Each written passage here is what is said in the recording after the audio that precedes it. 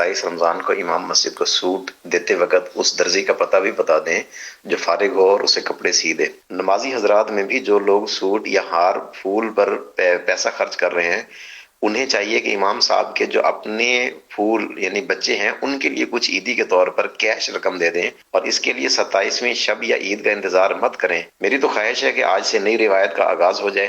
امام صاحب کو پھولوں کے جو 100 ہار پہنائے جاتے ہیں، اس کے بدلے صرف ایک ہار پہنایا جائے، اور وہ چاہے 1000 والا ہو، نوٹ والا، اور آپ کے اس عمل سے دوسروں کو ترغیب بھی ملے اور امام صاحبان کا بھلا ہو جائے گا۔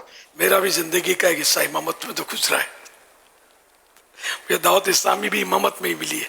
خیر تو میرا زندگی کا انداز اپنا تھا، لیکن عام طور پہ جو امام صاحبان ہوتے وہ ظاہر کہ اتنی آمدنی سب کی ہوتی نہیں ہے، تو یہ آپ کی بات بالکل صحیح ہے، بجا ہے کہ ان کو سوٹ بھی دینا چاہیے اور اچھی کوالٹی کا ان کو کپڑا دیں، اور سلا ہوا ان کو مل جائے تو مدینہ پھر گجرے پھول، اور یہ اچھی آپ نے مثال دی کہ ان کے بھی تو پھول ہیں، چھوٹے بچے واقعی ہوتے ہیں ان کے بھی، اور ان کو بھی نظر انداز نہیں کرنا چاہیے کہ بچوں کا بھی خیال رکھنا چاہیے۔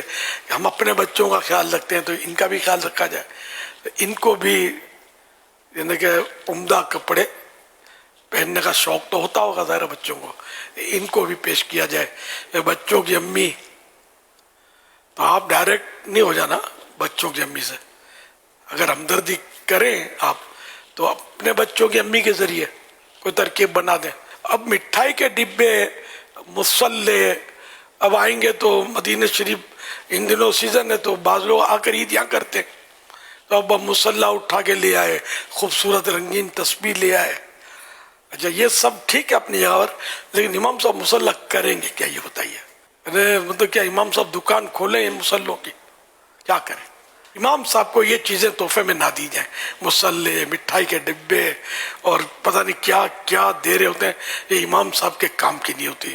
امام صاحبان کو، مؤذن صاحبان کو اگر دینا ہی ہے تو یہ سب سے مطلب بہترین تو نہیں، یہ روکڑا، نقد روکڑا بولتے ہیں ہم لوگ، کہ اس سے دوا بھی خرید سکتے ہیں۔ امام صاحب بیچارے بیمار ہیں، گھر میں بیمار ہے، کوئی مسئلے ہیں، بچوں کو دوا لانی ہے، تو یہ آپ کی مٹھائی سے دوا نہیں آئے گی، نوٹوں سے آئے گی۔ اور تنخواہ امام صاحب کی کہیں جو بڑی مسجد و علاقہ مالدار ہوگا تو اچھی تنخواہ ہوتی ہے، بھائی جنرلی تنخواہیں اتنی نہیں ہوتی امام صاحبان کی، تو پیسے ہوں گے تو یہ سب کچھ کر سکتے ہیں، اپنی مرضی کا غذا بھی لا سکتے ہیں، اپنے جو غذا تھی ہو سکتا ہے ان کو نامعافی کا ہے، اپنی مرضی، تو پیسے دینے چاہیے۔ اللہ کرے دل میں اتر جائے میری بات۔